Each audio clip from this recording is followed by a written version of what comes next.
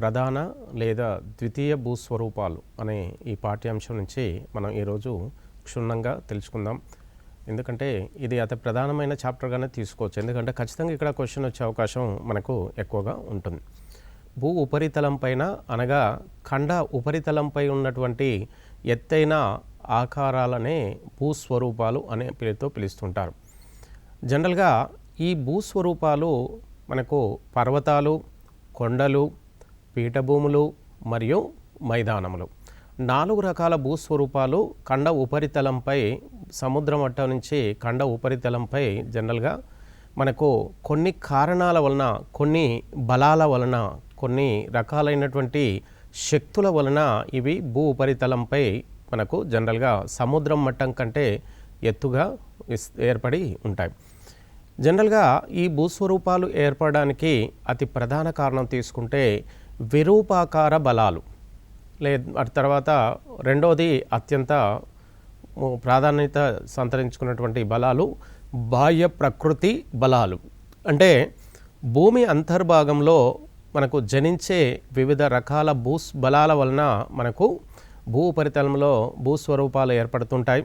అదేవిధంగా భూమి అంతర్భాగం నుంచి ఊర్ధ్వముఖంగా పైకి లేచినటువంటి ఈ భూస్వరూపాలు అవి బాహ్య ప్రకృతి బలాల వలన వాటి యొక్క ఎత్తు తగ్గడం కానీ, వాటి యొక్క బాహ్య ప్రకృతి బలాల వలన మనకు మైదానాలు, పీఠభూములు కూడా ఏర్పడడానికి ఈ రకాలు బాగా దోహదం చేస్తుంటాయి. అంటే మనకు విరూపాకార బలాలు అనగా భూమి అంతర్భాగంలో మనకు వివిధ రకాల విపత్తులు అనేవి సహజంగా జరుగుతూ ఉంటాయి. ఈ విపత్తుల్లో జనరల్గా తీసుకుంటే మనకు భూకంపాలు మరియు లావా ఉద్భజ ప్రక్రియ ద్వారా కూడా మనకు కొన్ని రకాల పర్వతాలు ఏర్పడుతుంటాయి. అంటే volcanic eruption disaster and also earthquake disaster.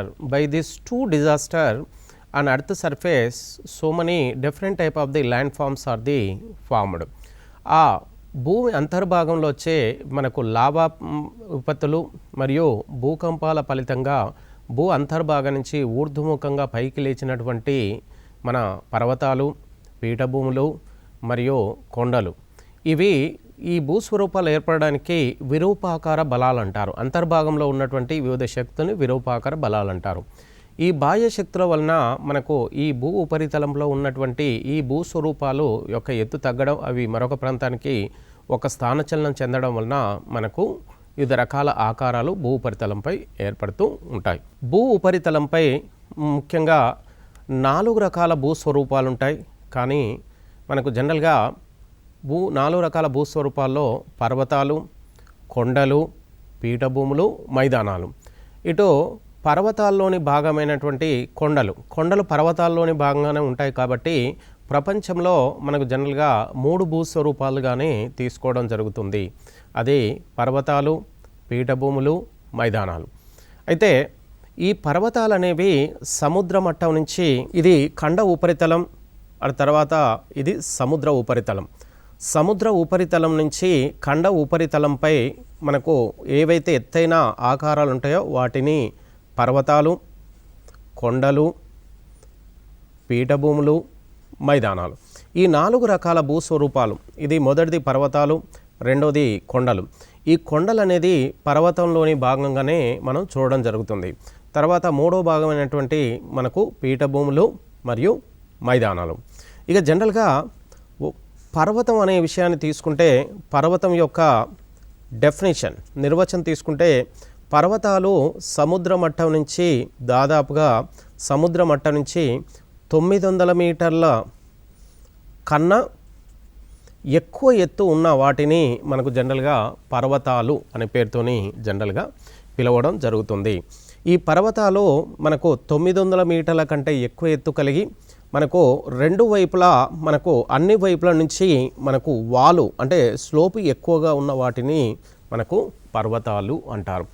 ఇక అదేవిధంగా ఈ పర్వతాలు కాకుండా హిల్స్ అంటే కొండలు, మౌంటైన్ తర్వాత కొండలు సముద్ర మట్టం నుంచి మనకు జనరల్గా 900 మీటర్లు లేదా అంతకన్నా తక్కువ, 900 మీటర్లు లేదా అంతకన్నా తక్కువ ఎత్తు ఉండి వాలు ఎక్కువ ఉన్న భూస్వరూపాన్ని మనకు కొండలు అనే పేరుతోని జనరల్గా పిలుస్తూ ఉంటారు. అటు తర్వాత పీఠభూములు. పీఠభూములు ఇవి దాదాపుగా ట్రెపీజియం ఆకారంలో ఉంటూ మనకు సముద్ర మట్టం నుంచి ఇవి 300 మీటర్ల కన్నా ఎక్కువ ఎత్తు కలిగి ఉంటాయి. అయితే ఈ పీఠభూములు మనకు రెండు వైపులా మనకు జెంటిల్ స్లోప్ అంటే వాలు తక్కువగా ఉండి అంతర్నిర్మాణంలో ఎక్కువగా రాతి నిర్మాణం కలిగి ఉంటుంది. Internal structure look like a rock layers అంటే అంతర్భాగంలో ఎక్కువగా రాతి నిర్మాణం కలిగి ఉండి ఈ రాతి నిర్మాణాల మధ్య అత్యధికంగా ఖనిజ నిల్వలు కలిగి ఉంటుంది. అదేవిధంగా మనకు టోపోగ్రఫీ ఉపరితలము కొంత ఎత్తు పల్లాలను కలిగి ఉంటుంది. ఇలా మనకు పీఠభూముల యొక్క ఆకారం అనేది సహజంగా ఉంటుంది. అదేవిధంగా మైదానాలు మనకు సహజంగా సముద్ర మట్టం నుంచి 150 మీటర్ల ఎత్తు వరకు ఉంటే వాటిని మైదానాలు. మైదాన అంతర్నిర్మాణము సన్నటి చూర్ణం లాంటి మట్టి చేత ఇది నిర్మాణం జరిగి ఉంటుంది. ఇక్కడ grind soil it will be composing అంటే మనకు జనరల్గా పర్వతాలు 900 కంటే ఎక్కువ ఎత్తును కలిగి ఉంటాయి సముద్రం నుంచి. కొండలు మనకు జనరల్గా 900 లేదా అంతకన్నా తక్కువ ఎత్తు ఉంటే వాటిని కొండలు అంటారు. పీఠభూములు అంటే ఇవి దాదాపుగా 300 మీటర్ల కంటే ఎక్కువ ఎత్తు కలిగి ఉంటే వాటిని పీఠభూమి. పీఠభూముల అంతర్నిర్మాణము ఎక్కువగా రాతి నిర్మాణం కలిగి ఉంటుంది. పీఠభూమి ఉపరితలము ఎక్కువ భాగము ఎత్తు పల్లాలతో అక్కడక్కడ మనకు చిన్న చిన్న కొండలు గుట్టలు లాంటివి మనకు దీని ఉపరితలం పైన ఉంటాయి. మైదానాలు సముద్ర మట్టం నుంచి 150 మీటర్ల ఎత్తు వరకు సాధారణంగా వీటి యొక్క ఎత్తు ఉంటుంది. ఈ మైదాన ప్రాంతము జనరల్గా పీఠభూమి ప్రాంతం నుంచి మనకు వివిధ నదులు మైదాన ప్రాంతంలోకి ప్రవహించడం వలన ఈ మైదానాలు మనకు సహజంగా జల అంతర్నిర్మాణంతో నిండి ఉంటుంది. అంటే దీని మెత్తటి మన్ని ఉండడం వలన నదులు ఈ ప్రాంతం గుండా ప్రవహించడం వలన మనకు ఎక్కువగా గ్రౌండ్ వాటర్ ఎక్కువగా ఈ మైదాన ప్రాంతంలో నిల్వ ఉంటుంది. ఈ ప్రధాన భూస్వరూపాలైనటువంటి పర్వతాలు, పీఠభూములు, మైదానాలని ఈ మూడింటి నుంచి మనకు విపులంగా ఇప్పుడు తెలుసుకుందాం. ఒకటి పర్వతాలు. ఈ పర్వతాలను అధ్యయనం చేసే శాస్త్రాన్ని ఒరాలజీ అనే పేరుతోని పిలుస్తూ ఉంటారు. సైన్స్లో మనకు పర్వతాలను గురించి the study of the mountains is called orology అనే పేరుతోని జనరల్గా పిలుస్తూ ఉంటారు. 900 మీటర్ల కంటే ఎక్కువ ఎత్తు వాలు ఎక్కువగా ఉన్న భూస్వరూపాన్ని జనరల్గా పర్వతం అనే పేరుతోని జనరల్గా పిలుస్తూ ఉంటాం. అయితే మనకు 300 నుంచి 900 మీటర్ల ఎత్తు వరకు ఉన్నటువంటి భూస్వరూపాన్ని కొండ, గుట్ట అనే పేరుతోని జనరల్గా పిలవచ్చు. ఇక పర్వతాలు భూ ఉపరితలంలో అవి విస్తరించిన అవి వేటిని ఆధారంగా చేసుకొని అవి ఏర్పడ్డాయి అనే విషయాన్ని తీసుకుంటే పర్వతాలు 4 రకాలుగా వాటి యొక్క అంటే అవి ఎలాంటి మనకు బలాల వలన అవి ఏర్పడ్డాయి అనే విషయం తీసుకుంటే మనకు ఒక్కొక్క రకమైన పర్వతాలు ఒక్కొక్క రకమైన బలాల వలన ఊర్ధ్వముఖంగా ఇవి పైకి లేవడం జరిగింది. ఇక్కడ పర్వతాలని 4 భాగాలుగా విభజించాలి. అంటే 4 రకాలు. ఒకటి ముడత పర్వతాలు, దీన్నే ఫోల్డ్ మౌంటైన్స్. రెండవది ఖండ పర్వతాలు, దీన్ని ఇంగ్లీష్లో బ్లాక్ మౌంటైన్స్. మనకు అగ్ని పర్వతాలు లావా మౌంటైన్స్. అవశిష్ట పర్వతాలు మనకు జనరల్గా రెసిడ్యుయల్ మౌంటైన్స్ అనే పేరుతోని జనరల్గా పిలుస్తారు. ఈ పర్వతాలు 4 రకాల పర్వతాలని ఒక్కొక్కటి గురించి మనం వివరంగా చూద్దాం. ఇక ముడత పర్వతాలు ఫోల్డ్ మౌంటైన్స్. ఈ ఫోల్డ్ మౌంటైన్స్ మనకు ప్రపంచంలో అత్యంత ఎత్తైన పర్వతాలు మనకు జనరల్గా తీసుకుంటే ముడత పర్వతాలనే చెప్పవచ్చు. సముద్రాల భూ అభినతిలో అంటే అంతర్భాగంలో సంపీడన శక్తుల వలన భూభాగం ముడతలు పడుతూ పైకి లేచి ఏర్పడేవే ముడత పర్వతాలు. జనరల్గా ఇవి ముడత పర్వతాలు సముద్ర అంతర్భాగం నుంచి ఒక రకమైన బలాల వలన ఇవి పైకి లేవడం అనేది జరుగుతూ ఉంటుంది. ఆ బలాలు అనేవి సంపీడన శక్తులు. అంటే మనకు కంప్రెస్డ్ ఫోర్స్ అనే పేరుతోని ఇంగ్లీష్లో పిలుస్తుంటారు. ఈ కంప్రెస్డ్ ఫోర్స్ అనేటువంటి ఈ సంపీడన శక్తుల వలన మనకు భూ అంతర్భాగంలో సముద్ర అంతర్భాగం నుంచి ఇవి పైకి లేచి ఏర్పడే ఇవి ముడత పర్వతాలు. ఇక ఇవి జనరల్గా మనకు ఎగ్జాంపుల్, ఇవి ప్రపంచంలో మనకు జనరల్గా ఈ ముడత పర్వతాలు ఆసియా దేశంలో ఉన్నటువంటి హిమాలయాలు, ప్రపంచంలో అత్యంత ఎత్తైనటువంటి మంచుతో కప్పబడినటువంటి పర్వతాలు హిమాలయాలు, ప్రపంచంలోనే అత్యంత ఎత్తైన మంచుతో కప్పబడ్డటువంటి పర్వతాలను హిమాలయాలు అంటారు. ఇవి ప్రపంచంలో మనకు అత్యంత ఎత్తైనవి. ఇక రెండో తీసుకుంటే ఆఫ్రికాలో కూడా మనకు ముడత పర్వతాలు ఉన్నాయి. ఇవి అట్లాస్ పర్వతాలు. ఉత్తర అమెరికాలో మనకు రాకీ పర్వతాలు, ఇక దక్షిణ అమెరికాలో అండీస్ పర్వతాలు.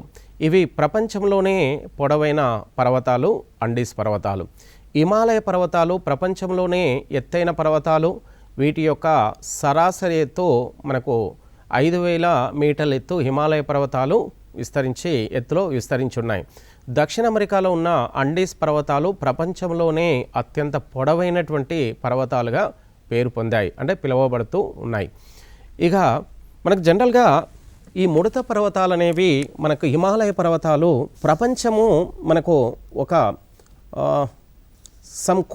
కొన్ని కోట్ల సంవత్సరాల క్రితము ప్రపంచము భూగోళం అనేది మధ్యన ఇప్పుడున్న 7 ఖండాలు ఒకే ఖండంగా ఉండేది. అది పేంజియా ఖండం అనేవారు.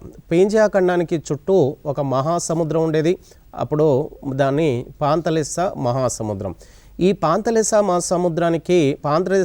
మహాసముద్రం ఈలోని కొంత జలభాగము ఈ పేంజియా ఖండ అంతర్భాగంలోకి ఈ విధంగా చొచ్చుకుపోబడినటువంటి ఈ జలభాగాన్ని మనకు టేతిస్ సముద్రం అనే పేరుతోని జనరల్గా పిలిచేవారు. టేతిస్ సముద్రానికి ఉత్తరాన ఉన్న ఈ భాగాన్ని మనకు లారెన్షియా భూభాగం అని, కింది ఉన్న ఈ భూభాగాన్ని గోండ్వానా భూభాగం అనే పేరుతోని జనరల్గా సహజంగా పిలుస్తూ ఉన్నారు. అయితే ఈ గోండ్వానా భూభాగంలో అప్పటికే మన పూర్వకాలం నుంచే దక్షిణ భారతదేశం ఒక భాగంగా ఉండేది. అంటే దక్షిణ భారతదేశం గోండ్వానా భూభాగంలో ఒక భాగంగా ఉండేది. అటు తర్వాత మనకు ఉత్తర భారతదేశం టేతిస్ సముద్ర అంతర్భాగంలో గుండా ఊర్ధ్వముఖంగా పైకి లేవడం జరిగింది. దాంట్లోని భాగంగానే మనకు హిమాలయ పర్వతాలు మనకు టేతిస్ సముద్ర అంతర్భాగం నుంచి సంపీడన బలాల ఫలితంగా ఊర్ధ్వముఖంగా మనకు ఈ హిమాలయాలు అనేవి పైకి లేవడం జరిగింది.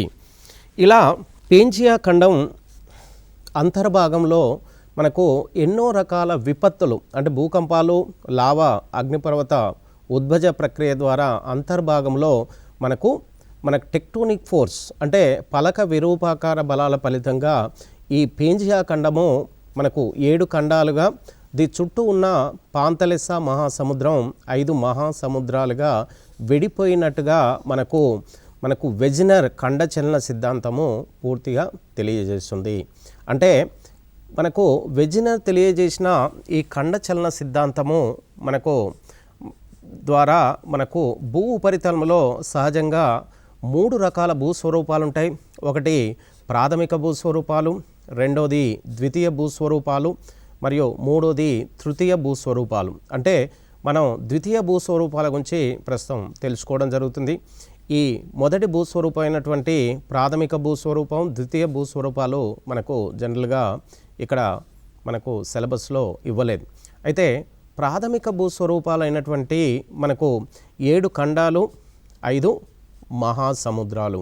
అంటే వెజినర్ ఖండచలన సిద్ధాంతం ద్వారా ఈ పేంజియా ఖండము 7 ఖండాలుగా 5 మహాసముద్రాలుగా విడిపోయి భూ ఉపరితలంలో ఇలా విడిపోయిన ఈ ఎత్తైన విడిపోయిన ఈ ఖండాలని ప్రాథమిక భూస్వరూపాలు అంటారు. అంటే మనకు జనరల్గా లారెన్షియా భూభాగంలో 3 ఖండాలు, మనకు గోండ్వానా భూభాగంలో 4 ఖండాలు, ఇలా 3, 4, 7 ఖండాలు కలిసి మనకు ఈ పేంజియా ఖండం విడిపోయి మనకు ప్రాథమిక భూస్వరూపాలు సముద్ర మట్టం నుంచి మనకు ఉపరితలంలో ఇలా పైకి లేవబడ్డ వీటిని ప్రాథమిక భూస్వరూపాలుగా పిలవడం జరుగుతుంది. ప్రాథమిక భూస్వరూపాలని 7 ఖండాల ఉపరితలం, అంటే ఈ 7 ఖండాలకు మనకు తీరంలో ఉన్నటువంటి ఈ మహాసముద్రంకి పైన ఈ ఖండాలపై ఉన్నటువంటి ఈ భూస్వరూపాలనే మనకు ద్వితీయ భూస్వరూపాలుగా చెప్పడం జరుగుతుంది.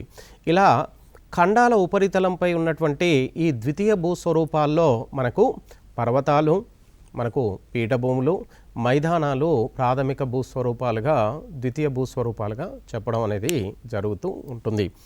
ఇక ఈ ఆసియా ఖండంలో అత్యంత ఎత్తైనటువంటి హిమాలయాలు మనకు జనరల్గా ఎలా ఏర్పడ్డాయనే విషయం తీసుకుంటే సంపీడన బలాల వలన, అదేవిధంగా ఆఫ్రికా వలన అట్లాస్ పర్వతాలు, రాకీ పర్వతాలు, అండీస్ పర్వతాలు కూడా దాదాపుగా ఏదో ఒక సముద్ర అంతర్భాగం నుంచి ఇవి మనకు సంపీడన బలాల ఫలితంగా ఏర్పడ్డాయి. ఇక రెండో తీసుకుంటే ఖండ పర్వతాలు. ఖండ పర్వతాలు బ్లాక్ మౌంటైన్స్ భూ అంతర్భాగంలోని విరూపాకార చర్యలు, అంటే టెక్టోనిక్ ఫోర్సెస్, టెక్టోనిక్ యాక్షన్ ద్వారా భ్రంశాల వలన భూభాగం రెండుగా చీలి మధ్యలో కృంగిపోతుంది. అంటే భూమి అంతర్భాగంలో మనకు జనరల్గా విరూపాకార చర్యలు, అంటే మనకు ఎన్నో రకాల బలాలు భూ అంతర్నిర్మాణం, భూ అంతర్భాగంలో మనకు జనించి, ఈ బలాలు జనించడానికి కారణం తీసుకుంటే భూ ఉపరితలం నుంచి భూ కేంద్రం వైపుకు వెళ్ళే కొద్దీ మనకు ఉష్ణోగ్రత, పీడనము, సాంద్రత అనే 3 అంశాలు సాధారణంగా పెరుగుతూ ఉంటాయి. ఈ 3 అంశాలు అంతర్భాగంలో పెరగడం ఫలితంగా మనకు అంతర్భాగంలో ఎన్నో రకాల మార్పులు అనేవి జరుగుతుంటాయి. ఆ మార్పుల ఫలితంగా మనకు విరూపాకార బలాలనే ఒక రకమైన బలాలు ఏర్పడుతుంటాయి. ఈ బలాల ఫలితంగా సంపీడన బలాలు, మనకు తలతన్యద బలాలంటే మరికొన్ని బలాలు ఏర్పడడం ఫలితంగా మనకు జనరల్గా భూస్వరూపాలు ఏర్పడతాయి. ఇక ప్రధానంగా ఖండ పర్వతాలు ఏర్పడడానికి మనకు విరూపాకార చర్యలు, ఇవి ఇందులోని తలతన్యద బలాల వలన మనకు ఖండ పర్వతాలు ఏర్పడుతున్నట్టుగా మనకు జనరల్గా సాధారణంగా తెలుసుకోవడం జరుగుతుంది. అయితే ఇలా విరూపాకార చర్యల బలాల వలన, భ్రంశాల వలన భూభాగం రెండుగా చీలి ఏదైతే ఒక భాగం ఉంటుందో, అయితే భ్రంశాల వలన మనకు ఏదైనా ఒక ప్రాంతం విరూపాకార చర్యల వలన మనకు ఏదో ఒక భూభాగము, 2 భాగాలు, భూభాగాల్లో మనకు ఏదో ఒక భాగము లోపలికి కృంగిపోయి మనకు ఏర్పడేదాన్ని మనకు ఖండ పర్వత. ఇలా కృంగిపోవడం వలన మనకు ఏర్పడ్డ దీన్ని మనకు పగులు లోయ అంటారు. లోపలికి కృంగిపోయిన దాన్ని పగులు లోయ అనే పేరుతోని జనరల్గా పిలుస్తుంటారు. ఇలా పైకి కుంగిపోగా ఒకవైపు కొనకు జనరల్గా సాధారణంగా ఒక ఎత్తుగా ఏర్పడుతుంది. దీన్ని భ్రంశోద్దిత శిలా విన్యాసము అనే పేరుతోని జనరల్గా పిలుస్తుంటారు. ఈ కృంగిపోయిన ఈ లోయ భాగాన్ని మనకు జనరల్గా పగులు లోయ, మనకు రిఫ్ట్ వ్యాలీ అనే పేరుతోని సహజంగా పిలుస్తూ ఉంటారు. ఏర్పడే ఖండ పర్వతాలు మనకు ప్రపంచంలో తీసుకుంటే వివిధ దేశాల్లో, వివిధ ఖండాల్లో కూడా మనకు ఈ ఖండ పర్వతాలు అనేవి ఏర్పడి ఉన్నాయి. ఇక ఈ ఖండ పర్వతాలు భారతదేశంలో మనకు మధ్య భారతదేశంలో మధ్యప్రదేశ్ రాష్ట్రంలో వింధ్య సత్పురా పర్వతాల మధ్యన గుండా మనకు నర్మదా నది పశ్చిమ వైపు ప్రవహిస్తూ ఉంటుంది. ఇలా ప్రవహించే ఈ నది మనకు వింధ్య సత్పురాల మధ్య మనకు ఒక లోయ ఏర్పడింది. ఈ లోయని మనకు నర్మదా పగులు లోయ అంటే మనకు ఈ వింధ్య సత్పురా పర్వతాలకు, వింధ్యాకు దక్షిణాన ఉన్నటువంటి ఈ భూభాగము భూమి లోపలికి కృంగిపోవడం వలన మనకు మరొక వైపు వింధ్యా పర్వతాలు ఏర్పడ్డాయి. ఇలా ఏర్పడ్డ వింధ్యా పర్వతాలని జనరల్గా ఖండ పర్వతాలుగా పిలవడం జరుగుతుంది. ఖండ పర్వతాలకు దక్షిణాన ఉన్నటువంటి ఈ పగులు లోయను నర్మదా పగులు లోయ అనే పేరుతోనే జనరల్గా పిలుస్తూ ఉన్నారు. ఈ నర్మదా పగులు లోయ గుండా మనకు నర్మదా నది ప్రవహిస్తుంది కాబట్టి దీన్ని నర్మదా పగులు లోయ అనే పేరుతోనే పిలుస్తూ ఉన్నారు. అయితే ఇక్కడ తపతి పర్వతాలు మనకు వింధ్యాకు దక్షిణాన నర్మదా పగులు లోయ, మనకు సత్పురా పర్వతాలు నర్మదా నదికి దక్షిణాన సత్పురా పర్వతాలు భారతదేశంలో విస్తరించి ఉన్నాయి. ఈ సత్పురా పర్వతాలకు దక్షిణాన మనకు మరొక పగులులో ఏర్పడింది. దాన్ని సత్పురా, మనకు ఈ పగులులోయని తపతి పగులులోయ అనే పేరుతోని పిలుస్తున్నారు. అంటే సత్పురా పర్వతాలకు దక్షిణాన మనకు ఏర్పడ్డటువంటి ఈ పగులులోయ తపతి పగులులోయ.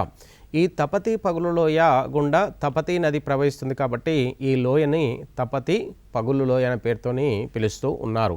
అంటే నర్మదా పగులులోయకు ఉత్తరాన మనకు వింధ్యా పర్వతాలు ఏర్పడ్డాయి, ఖండ పర్వతాలు ఏర్పడ్డాయి.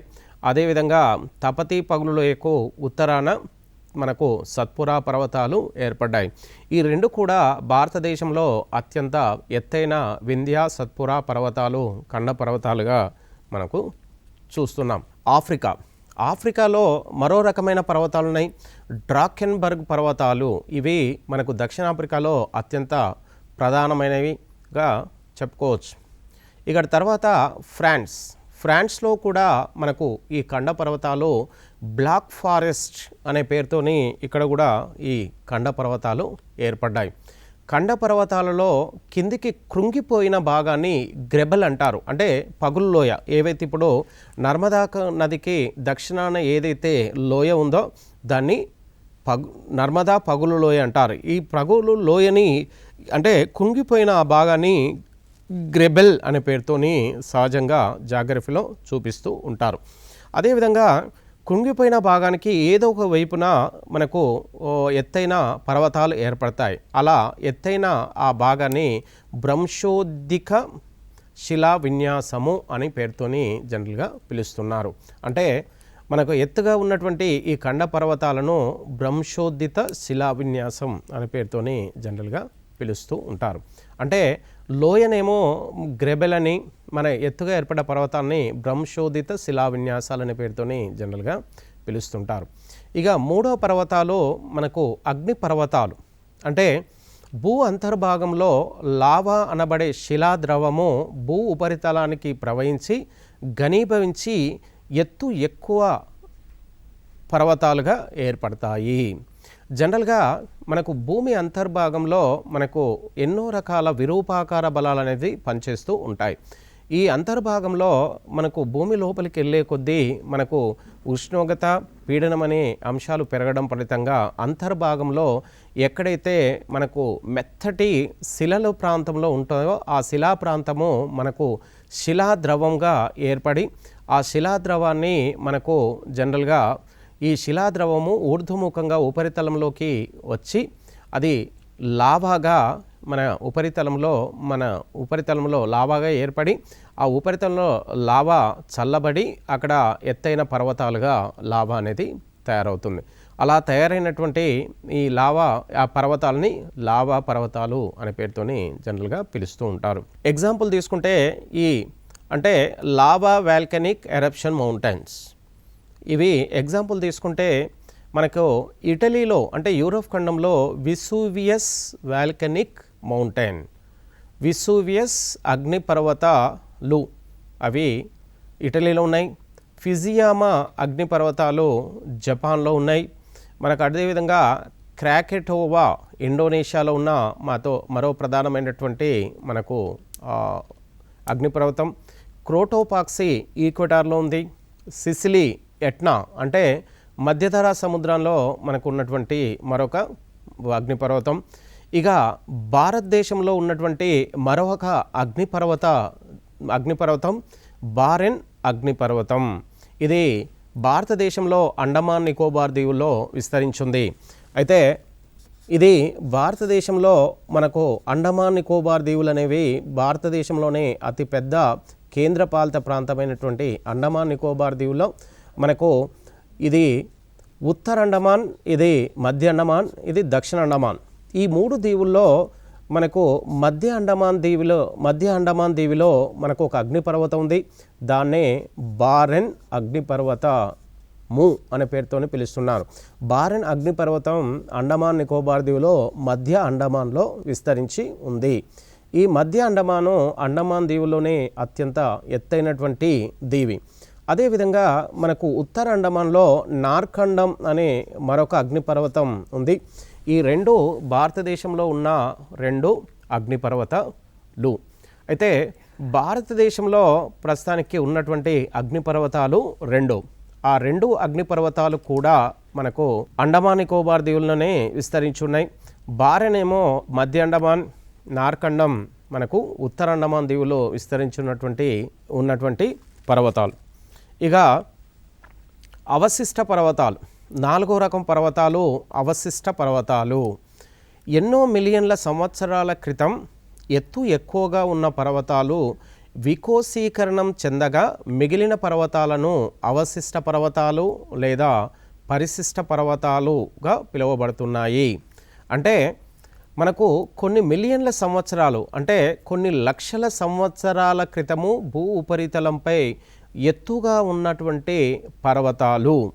ఈ పర్వతాలు మనకు సాధారణంగా బాహ్య శక్తులైనటువంటి ఉష్ణోగ్రత, వర్షపాతం, వరదలు, మనకు పవనాలు, గాలి వంటి బాహ్య శక్తుల చేత వాటి ఆ పర్వతాల యొక్క ఉపరితలము మనకు సహజంగా క్రమానుగంగా వికోశీకరణం చెంది శైథిల్యం చెందగా మనకు మిగిలినటువంటి పర్వతాలను అవశిష్ట పర్వతాలు అనే పేరుతోని జనరల్గా పిలుస్తున్నారు. అంటే బాహ్య శక్తుల ద్వారా మనకు వీటి పర్వతాల యొక్క ఎత్తు తగ్గి ఓసారివి కొండల ఎత్తు వరకు కూడా మన ఎత్తు తగ్గడం అనేది సహజంగా జరుగుతుంది.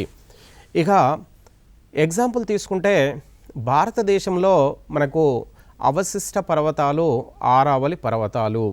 ఇవి భారతదేశంలో అతి ప్రాచీనమైన పర్వతాలు. చూడండి, ఇక్కడ ప్రపంచంలో అత్యంత ఎత్తైనటువంటి పర్వతాలు హిమాలయ పర్వతాలు. ప్రపంచంలో అత్యంత ఎత్తైనవి హిమాలయ పర్వతాలు. అదేవిధంగా ప్రపంచంలో అత్యంత నవీనమైన పర్వతాలు ఆరావళి పర్వతాలు. అదేవిధంగా భారతదేశంలో ఎత్తైనవి మరియు మనకు యంగెస్ట్ అంటే నవీనమైనవి హిమాలయ పర్వతాలు. అదేవిధంగా భారతదేశంలో ఎత్తైనవి మరియు ఓల్డెస్ట్ అంటే పురాతనమైన పర్వతాలు మనకు ఆరావళి పర్వతాలు. ఆరావళి పర్వతాలు భారతదేశంలో ఎత్తైనవి, పురాతనమైనవి. అదేవిధంగా మనకు ముడత పర్వతాలని కూడా ఆరావళి పర్వతాలని పిలుస్తూ ఉంటారు. అయితే ఉత్తర అమెరికాలో కూడా ఈ అవశిష్ట పర్వతాలనై వాటిని అపలేచియన్ పర్వతాలు అనే పేరుతోని జనరల్గా పిలుస్తూ ఉంటారు. ఇక యూరోప్లో కూడా యురల్ పర్వతాలు. ఇవి మనకు యూరప్ ఖండంలో మనకు తూర్పు భాగాన మనకు ఆసియా, యూరప్ దేశాల మధ్య విస్తరించున్నటువంటి పర్వతాలు యురల్ పర్వతాలు. పీఠభూమి అంచుల్లో ఉండే పర్వతాలు ఖండ పర్వతాలు. జనరల్గా పీఠభూముల అంచులో ఉండే పర్వతాలని ఖండ పర్వతాలుగా పిలుస్తూ ఉంటారు. ఇక సముద్ర మట్టానికి సుమారుగా 300 మీటర్ల ఎత్తు వరకున్న భూస్వరూపాన్ని పీఠభూమి అంటారు. అంటే సముద్ర మట్టం నుంచి మనకు 300 మీటర్ల ఎత్తు వరకు ఉన్న భూస్వరూపాన్ని పీఠభూమిగా పిలవడం అనేది జరుగుతుంది. ఇక పీఠభూములు జనరల్గా సహజంగా 3 రకాలు. అవి ఏర్పడే విధానము, వాటి పరిసర ప్రాంతంలో ఉన్నటువంటి భూస్వరూపాలను బట్టి మనకు అవి 3 రకాలుగా మనం చూడవచ్చు. ఇక పర్వతాంతర పీఠభూమి 3 పీఠభూమిలో ఒకటి పర్వతాంతర పీఠభూమి, రెండోది పర్వత పాద పీఠభూమి, మూడోది ఖండాంతర పీఠభూమి. పర్వత పీఠభూమి గురించి మనం క్షుణ్ణంగా చూద్దాం. పర్వతాంతర పీఠభూమి. పర్వతాంతర పీఠభూమి అంటే మనకు చుట్టూ పర్వతాలుండి మధ్యలో ఏదైతే పీఠభూమి ఉంటుందో దాన్ని పర్వతాంతర పీఠభూమి. పర్వతాలతో ఏర్పడి పర్వతాల మధ్యలో పరివేష్టితమై ఉన్న వాటిని పర్వతాంతర పీఠభూమి అనే పేరుతోని జనరల్గా పిలుస్తుంటారు. ఇక చుట్టూ పర్వతాలుండి మధ్యలో మనకు కొంత ఎత్తులో మధ్యలో ఉన్నటువంటి ఈ లోయలాగా ఉన్నటువంటి ఈ ప్రాంతాన్ని మనకు పర్వతాంతర పీఠభూమి అనే పేరుతోని జనరల్గా పిలుస్తూ ఉంటారు. చుట్టూ పర్వతాలు అంటే కొంత కొండలు గుట్టలతో కూడా అక్కడక్కడ కొంత ఈ పర్వతాలు మనకు ఒక సిరీస్గా ఒక శ్రేణిలాగా ఈ పీఠభూమి అనేది ఏర్పడుతూ ఉంటుంది. ప్రపంచంలో అత్యంత ఎత్తైనటువంటి పీఠభూములు పర్వతాంతర పీఠభూములు. జనరల్గా చుట్టూ పర్వతాలు పరివేష్టితమై ఉంటాయి. చుట్టూ దాదాపుగా ఎక్కువ పర్వతాలుండి మనకు మధ్యలో కొంత లోయలాగా ఉన్న ఈ పీఠభూమిని ఉన్న ఈ భూభాగాన్ని పీఠభూమి అనే పేరుతోని జనరల్గా పిలుస్తుంటారు. ఈ పర్వతాంతర పీఠభూమికి ఎగ్జాంపుల్ ఉదాహరణ తీసుకుంటే టిబెట్ పీఠభూమి. మనకు ప్రపంచంలోనే అత్యంత ఎత్తైనటువంటి పీఠభూమి మనకు టిబెట్ పీఠభూమి. ఇది ఆసియా ఖండంలో ఉన్నటువంటి అత్యంత ఎత్తైన పీఠభూమి. ఇది ప్రపంచ పైకప్పు అనేది కూడా దీన్ని పిలవడం జరుగుతుంది. ఎందుకంటే ప్రపంచంలో ఎత్తైనది కాబట్టి దీన్ని ప్రపంచాన్ని మొత్తం కప్పి ఉంచడంత కప్పి ఉంచగలిగేటువంటి మన ఎత్తులో ఉంటుంది కాబట్టి దీన్ని ప్రపంచ పైకప్పు అనే పేరుతోని కూడా పిలుస్తూ ఉంటారు. అంటే రూఫ్ ఆఫ్ ది వరల్డ్ అనే పేరుతోని జనరల్గా దీన్ని పిలుస్తున్నారు. ఇక రెండవ ఉదాహరణ మంగోలియా పీఠభూమి. ఈ మంగోలియా పీఠభూమి మనకు ఆసియాలో ఉంది. ఈ మంగోలియా పీఠభూమి సాధారణంగా ఆసియా ఖండంలో ఇటు మంగోలియా దేశంలో విస్తరించి ఉన్నటువంటి పీఠభూమి. ఈ పీఠభూమి మనకు జనరల్గా మనకు ఈ ప్రాంతంలో మంగోలియా ఎడారి కూడా ఉంది. ఈ ఎడారికి దగ్గరలో ఉంటుంది. ఈ పీఠభూమి చుట్టూ పర్వతాలు, కొన్ని ప్రాంతాల్లో కొండలు కూడా దీని చుట్టూ ఆవరించబడి ఉన్నాయి. ఇక మూడో ఎగ్జాంపుల్ తీసుకుంటే మనకు బొలీవియా పీఠభూమి దక్షిణ అమెరికాలో మనకు బ్రెజిల్కు దక్షిణాన, బ్రెజిల్ దేశానికి దక్షిణాన బొలీవియా పీఠభూమి మనకు విస్తరించి ఉంది. ఈ బొలీవియా పీఠభూమి మనకు దక్షిణ అమెరికా ఖండంలో అతి ప్రధానమైనటువంటి పర్వతాంతర పీఠభూమి. ఇది ఇక్కడ అత్యంత ఎత్తైనటువంటి పీఠభూమి. ఇక పర్వత పాద పీఠభూమి.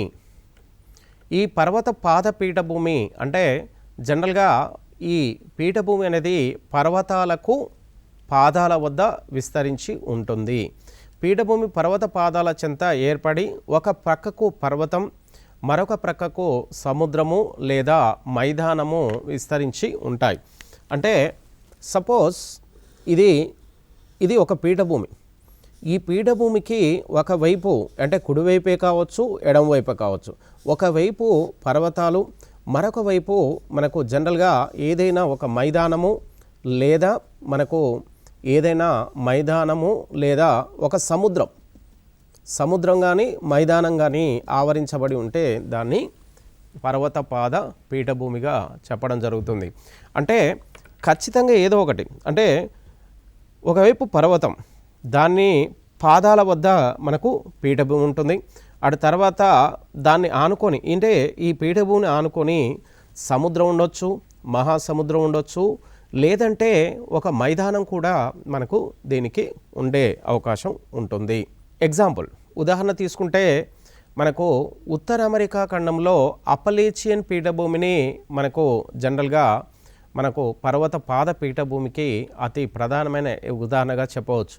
అపలేచియన్ పర్వతాల్లో మనకు ఎన్నో రకాల ఖనిజాలకు నిల్వలకు ప్రసిద్ధి చెందింది. ఇక పెటగోనియా పీఠభూమి మనకు దక్షిణ అమెరికా ఖండంలో ఇది పెటగోనియా పీఠభూమి మనకు జనరల్గా విస్తరించి ఉంది. ఇది అర్జెంటీనా దేశానికి పశ్చిమ వైపున ఉన్నటువంటి ఈ పీఠభూమి మనకు ఈ దక్షిణ అమెరికాలోనే అతి ప్రధానమైన పీఠభూమి. ఇక ఉత్తర అమెరికాలో పీఠభూమి. ఇది ఉత్తర అమెరికాలో అంటే ఇది యుఎస్ఏ దేశంలో, అమెరికా సంయుక్త రాష్ట్రాల్లో ఉన్నటువంటి ప్రధానమైనటువంటి నది అయినటువంటి కాలరాడో నది. ఈ కాలరాడో నదికి దగ్గరలో ఈ కాలరాడో పీఠభూమి విస్తరించి ఉంది. ఈ పీఠభూమి గుండా కాలరాడో పీఠభూమి గుండా కాలరాడో నది ప్రవహిస్తూ ఉంటుంది. ఈ కాలరాడో నది మనకు కాలరాడో కెనియన్ అంటే ఒక కాలరాడో కెనియన్ అనే ఒక భూస్వరూపాన్ని ఇక్కడ ఏర్పరుస్తుంది. ఇది ప్రపంచంలోనే అత్యంత ప్రసిద్ధి చెందినటువంటి కెనియన్ అగాద్. అయితే ఇక్కడ తర్వాత తీసుకుంటే ఖండాంతర పీఠభూమి అంటే వివిధ ఖండాల అంతర్భాగంలో, తీర ప్రాంతంలోని ఖండ అంతర్భాగంలో విస్తరించినటువంటి పీఠభూములు. ఇక మైదానంలోని భూ అంతర్భాగంలో ఊర్ధ్వ బలాల వలన భూభాగం పైకి లేచి పీఠభూమిగా మారుతుంది. అంటే ఖండాంతర పీఠభూమి సహజంగా ప్లేన్ మైదానంలోని భూ అంతర్భాగంలో ఊర్ధ్వ బలాల వలన భూభాగం పైకి లేచి పీఠభూమిగా మారుతూ ఉంటుంది. సపోజ్ జనరల్గా ఏదైనా ఒక మైదాన ప్రాంతం ఉందనుకోండి, ఆ మైదాన ప్రాంతం మధ్యలో గుండా అంతర్భాగం నుంచి ఊర్ధ్వముఖ బలాల వలన మనకి మైదాన మధ్య ప్రాంతంలో ఊర్ధ్వముఖ బలాల వలన పైకి లేబడ్డటువంటి మనకు భూ స్వరూపాన్ని పీఠభూమిగా పిలుస్తుంటారు. అంటే ఊర్ధ్వ బలాల వలన మనకు మైదాన ప్రాంతం నుంచి భూభాగం పైకి లేచినటువంటి ప్రాంతాన్ని మనకు ఖండాంతర పీఠభూమిగా పిలవడం జరుగుతుంది. ఇక్కడ ఎగ్జాంపుల్ తీసుకుంటే పశ్చిమ ఆస్ట్రేలియా పీఠభూమి. మనకు ఆస్ట్రేలియాలో పశ్చిమ ఆస్ట్రేలియా పీఠభూమి, పశ్చిమాన మనకు జనరల్గా ఇక్కడ ఆస్ట్రేలియా ఖండంలో ఎక్కువగా పశ్చిమాన ఆస్ట్రేలియాలో ప్రాంతంలో ఆస్ట్రేలియా ఎడారి ఉంది. ఈ ఆస్ట్రేలియా ఎడారికి మనకు దగ్గర ఆస్ట్రేలియా ఎడారిలో ఈ పశ్చిమ ఆస్ట్రేలియా పీఠభూమి అనేది ఏర్పడింది. ఈ ఎడారి ప్రాంతంలోని జనరల్గా సహజంగా ఎడారి ప్రాంతంలో ఉన్నటువంటి మైదాన ప్రాంతంలో అంతర్భాగంలో ఉన్నటువంటి ఊర్ధ్వ బలాలు, మన అంతర్భాగంలోని బలాల వలన ఈ ఆస్ట్రేలియా ఎడారిలో ఈ పీఠభూమి ఏర్పడింది. ఇక రెండో తీసుకుంటే దక్షిణాఫ్రికాలో కూడా మనక పీఠభూమి ఉన్నది. అది దక్షిణాఫ్రికాలో దక్షిణాఫ్రికా పీఠభూమి అని ఆఫ్రికా ఖండంలో దక్షిణాఫ్రికాలో విస్తరించి ఉంది. ఇక ఇటు పర్వతాలు, ఇటు పీఠభూములు, తర్వాత మైదానాలు. ఇక మైదానాల గురించి చూస్తే ఇవి సముద్ర మట్టానికి 150 మీటర్ల ఎత్తు వరకున్న భూస్వరూపాన్ని మైదానం అంటారు. అంటే సముద్ర మట్టం అంటే సముద్ర తీరానికి ఈ ఖండ భాగము దాదాపుగా సమతలంగా ఉంటాయి. జనరల్గా ఈ సమతలం నుంచి మనకు 150 మీటర్ల ఎత్తు వరకు ఉన్నటువంటి ఈ మెత్తటి చూర్ణం లాంటి మనకు మెత్తటి మన నేలని కలిగినటువంటి ఈ ప్రాంతాన్ని మనకు మైదానం అంటారు. మైదానాలు సహజంగా 3 రకాలుగా చెప్పుకోవడం అనేది జరుగుతుంది. వాటి యొక్క ఏర్పాటును, అవి ఏ విధంగా ఏర్పడ్డాయి, అవి ఎక్కడి నుంచి ఒక ప్రాంతం నుంచి మరొక ప్రాంతానికి ఏ విధంగా అవి స్థానచలనం చెందాయి అనే అంశాలని ఆధారంగా చేసుకొని ఇవి 3 రకాలు. జనరల్గా మైదానాలు అనేవి మనకు అంతర్నిర్మాణము చన్నటి చూర్ణం లాంటి మట్టి, అంటే వివిధ రకాల ఖనిజాలు, మనకు సాయిల్ వంటి వివిధ అంశాల ద్వారా ఇవి ఏర్పడుతూ ఉంటాయి. ఇక సముద్ర ఎత్తు వరకు అంటే సముద్రం మట్టం నుంచి సముద్ర మట్టం వద్ద ఉన్నటువంటి నేల కూడా మైదానం కిందకే చెప్పుకోవడం అనేది జరుగుతూ ఉంటుంది. ఇక మైదానాలు మనకు సహజంగా 3 రకాలు.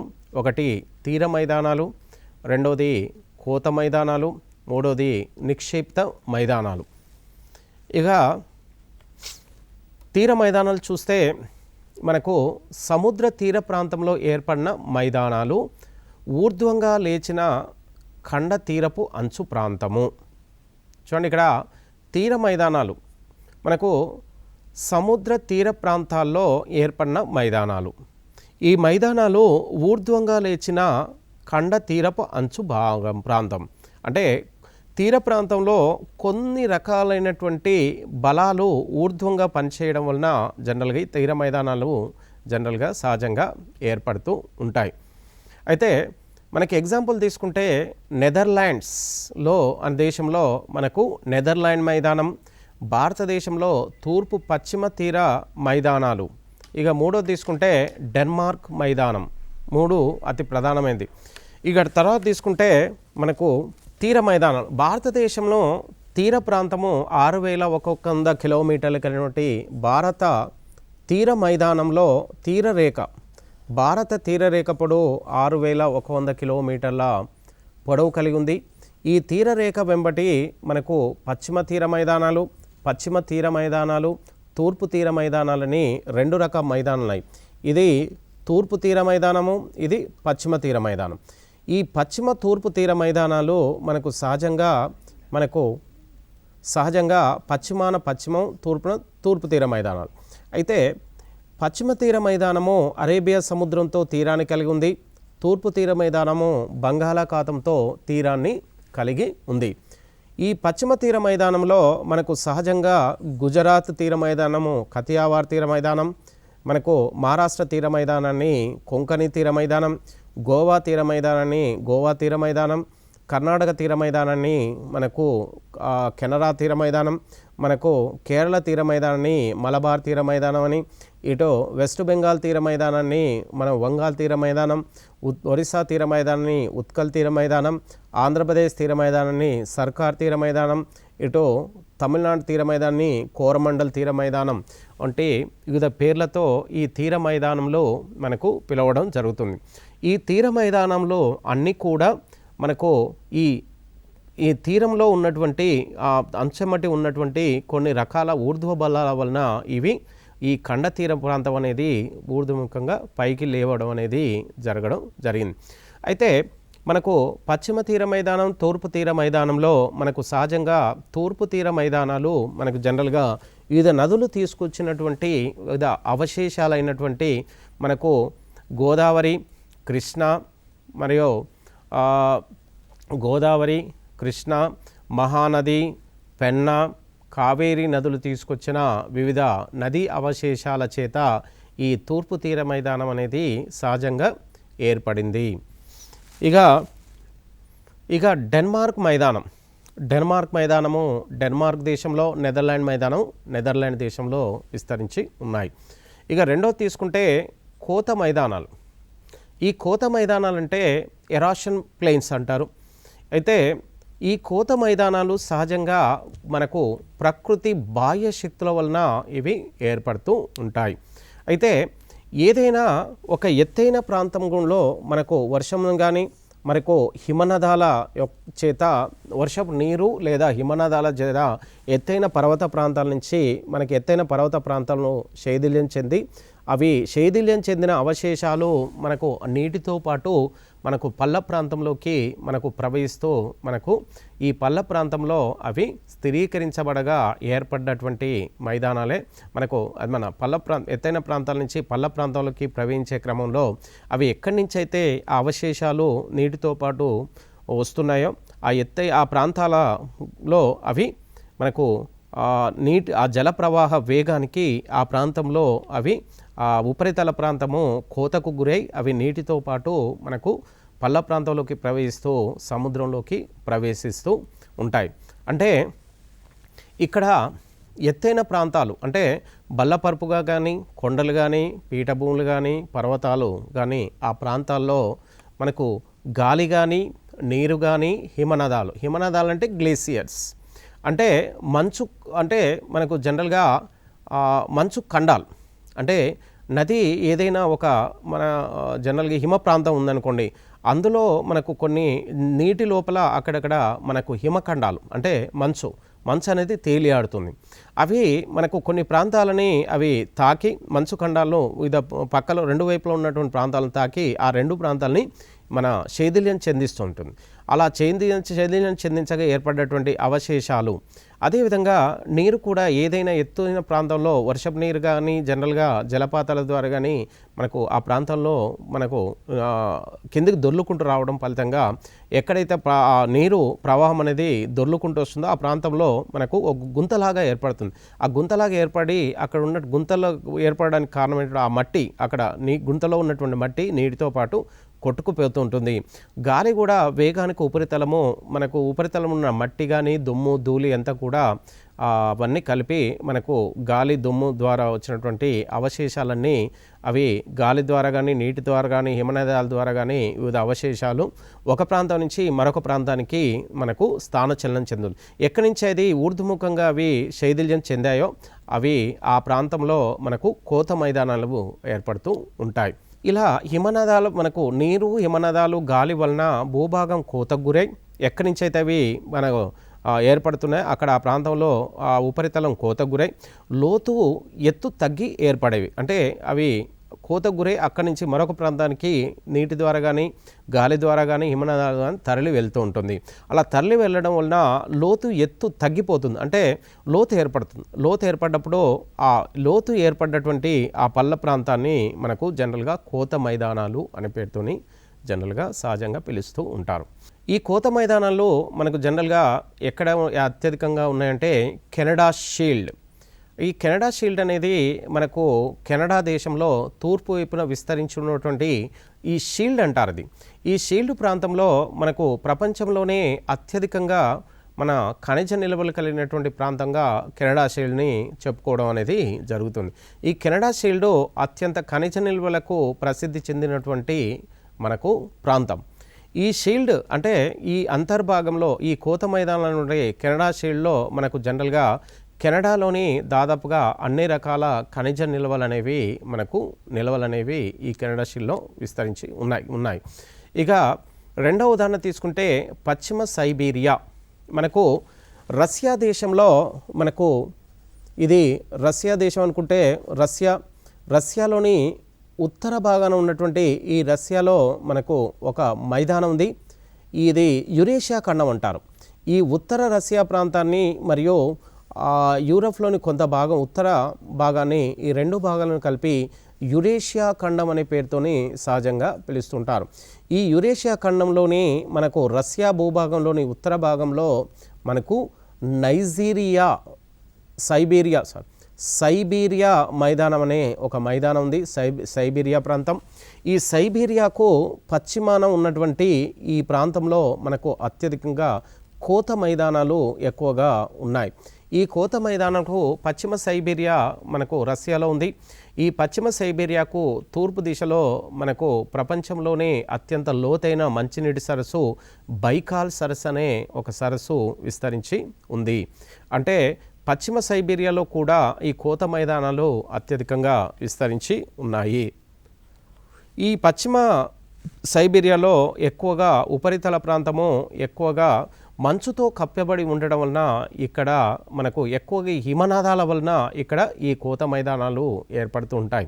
అంటే మంచు ఎంతో అంత కరగడం వలన అక్కడ కొన్ని మంచు ఖండాలు ఆ జలం నీటిపైన తేలియాడుతూ ఉంటాయి. వాటి ఫలితంగా ఈ సైబీరియా ప్రాంతంలో మనకు పరిసర ప్రాంతంలో ఇక్కడ ఈ కోత మైదానాలు అనేవి ఏర్పడుతూ ఉంటాయి. ఇక మూడోది నిక్షేపిత మైదానాలు. ఏదైతే ప్రాంతాల్లో ఎత్తైన ప్రాంతంలో వర్షపు నీరు ద్వారా కానీ హిమనాదాల ద్వారా కానీ గాలి ద్వారా కానీ ఏవైతే ఈ బాహ్య శక్తుల వలన ఉపరితల ప్రాంతం కోతకు గురి కావడం వలన ఏర్పడే కోత మైదానాల నుంచి ఏవైతే అవశేషాలు మనకు నీటితో పాటు కానీ గాలి ద్వారా కానీ హిమనాదాల ద్వారా అవి మరొక ప్రాంతంలోకి స్థానచలనం చెందుతూ ఉంటాయి. ఇలా ఒక ప్రాంతం నుంచి మరొక ప్రాంతంలోకి స్థానచలనం చెందినటువంటి ఈ అవశేషాలు మనకు ఒక ప్రాంతం నుంచి మరొక ప్రాంతంలోకి అవి నిక్షేపితమవుతాయి. అలా నిక్షేపితమైనటువంటి నిక్షేపిత మైదానాలు జనరల్గా కోత మైదానాలు బాహ్య శక్తుల వలన ఏదైతే ఉపరితలం కోతకు గురవుతుందో ఆ ఉపరితలం కోతకు గురైన అవశేషాలు మరొక ప్రాంతంలో అవి నిక్షేపితమవుతాయి. దేని ద్వారా? జలం ద్వారా, అంటే నీటి ద్వారా అవశేషాలు కొట్టుకుపోయి మరొక ప్రాంతంలో అవి స్థిరీకరించబడితే అవి జల నిక్షేపిత మైదానాలు. గాలి ద్వారా కూడా అవి మరొక ప్రాంతంలో మనకు అవశేషాలు నిక్షేపితమవుతాయి కాబట్టి గాలి నిక్షేపిత మైదానాలు. హిమనదాల నిక్షేపిత మైదానాలు అంటే ఈ మూడు బాహ్య శక్తుల వలన మనకి ఏవైతే మన కోతకు గురైన అవశేషాలు ఏవైతే ఉంటాయో అవి మరొక ప్రాంతంలోకి స్థిరీకరించబడితే వాటిని నిక్షేపిత మైదానాలు అంటారు. ఇక ప్రపంచంలో అతిపెద్ద నదీ మైదానం గంగా నది మైదానం. ఇక ప్రపంచంలోనే అతిపెద్ద మైదానము గంగా సింధు బ్రహ్మపుత్ర మైదానం. ఈ గంగా సింధు బ్రహ్మపుత్ర మైదానంలో మనకు ఈ ప్రపంచంలోనే అతి పెద్ద మైదానము. ఇది 7.5 లక్షల చదరపు కిలోమీటర్ల విస్తీర్ణం కలిగినటువంటి మైదానం. ఈ మైదానంలో మనకు పంజాబ్, హర్యానా, ఉత్తరప్రదేశ్, బీహార్, వెస్ట్ బెంగాల్, అస్సాం రాష్ట్రాల్లో ఉన్నటువంటి ఈ ప్రపంచంలోని అతిపెద్ద ఈ మైదానము మనకు ప్రపంచంలోనే అతిపెద్ద మైదానము. ఇది ఈ నదులు తీసుకొచ్చిన అవశేషాల చేత ఇవి ఈ ప్రాంతంలో ఈ రాష్ట్రాల్లో విస్తరించబడి ఉన్నాయి. ఈ గంగా సింధు బ్రహ్మపుత్ర నదులు హిమాలయ పర్వతాల్లో జన్మించినటువంటి జీవనదులు.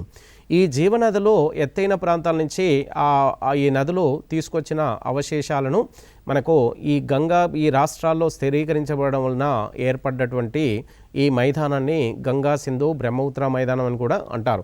గంగా మైదానము, సింధు మైదానము, బ్రహ్మపుత్ర మైదానం ఈ మూడింటిని కలిపితే ప్రపంచంలోనే అతిపెద్ద మైదానంగా దీన్ని చెప్పడం జరుగుతుంది. ఇక గాలి, నీరు, హిమనదాల వలన ఇసుక, గ్రావెల్, బంకమన్ను మొదలైనవి ఒక ప్రాంతం ఈ బాహ్య శక్తుల ద్వారా ఒక ప్రాంతం నుంచి మరొక ప్రాంతంలోకి వచ్చి అవి స్థిరీకరించబడగా ఏర్పడవే నిక్షేపిత మైదానాలు. ఒక ప్రదేశం నుంచి మరో ప్రదేశానికి కొట్టుకుని వచ్చినటువంటి నిక్షిప్తమయ్యేవి మనకు నిక్షేపితం అయ్యేవి సట్లైజ్ సింధు, గంగా సింధు, బ్రహ్మపుత్ర మైదానంగా వీటిని చెప్పడం అనేది జరుగుతుంది. అయితే ఈ పాఠ్యాంశాల్లో మనకు ప్రధానంగా ఎలాంటి భూస్వరూపాలు ఏర్పడుతున్నాయి, ఈ భూస్వరూపాలు ఏర్పడడానికి ప్రధాన బలాలేంటి, కారణాలేంటి, మరియు అవి ఏ ఆకారంలో ఏర్పడుతున్నాయి, ఏ దేశంలో ఎలాంటి భూస్వరూపాలు ఏర్పడ్డాయి, మరి ఈ భూస్వరూపాలు మరొక భూస్వరూపంతో మనకు ఏ విధంగా అవి లాభాలున్నాయి, ఎలాంటి మన ఖనిజాలకు కానీ, అవి ఎలాంటి నేల సారానికి కానీ, ఆ వ్యవసాయ పంటలకు కానీ, మరియు ఏ విధంగా ఉష్ణోగ్రత ప్రాంతాలు అలాంటివి కూడా మనకు ఈ భూస్వరూపాలను వివిధ దేశాల్లో భూస్వరూపాలను బట్టి మనం కొంత తెలుసుకునే అవకాశం ఉంటుంది. అంటే ఈ పర్వతాలు, పీఠభూములు మరియు మైదానాలు మనకు ఈ మూడిట్లో తీసుకుంటే మైదాన ప్రాంతం అనేది మనకు ప్రపంచంలోనే అత్యధికంగా వివిధ పంటలు పండించడానికి అనుకూలమైన ప్రాంతం అంటే మైదానం.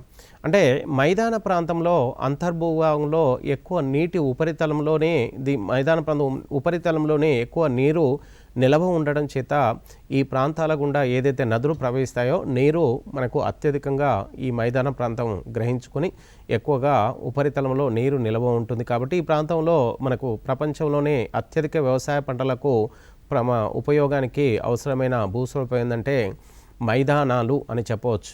అంటే మన భారతదేశము అత్యధికంగా వ్యవసాయ ప్రాంతం ఏంటంటే గంగా సింధు బ్రహ్మపుత్ర మైదానం.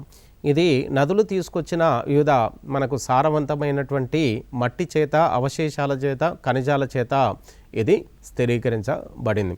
వీటి తర్వాత తీసుకుంటే మరియు సైబీరియా ప్రాంతం కూడా మనకు అత్యంత సారవంతమైన ప్రాంతంగానే చెప్పుకోవడం జరుగుతూ ఉంటుంది.